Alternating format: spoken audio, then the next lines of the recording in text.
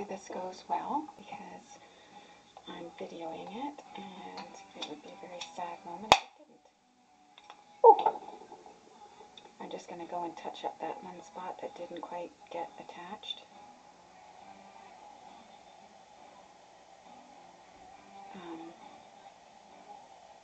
I did slide a couple little pieces of solder under there, although I did already melt the solder to the wire before I actually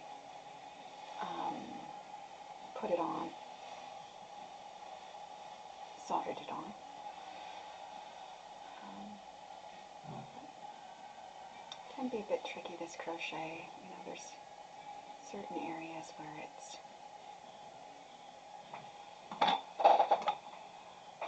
quite a bit thinner than others.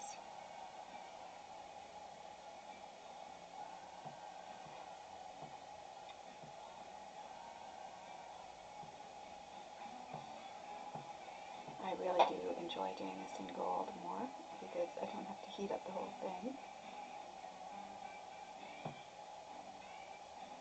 But you do what you have to do.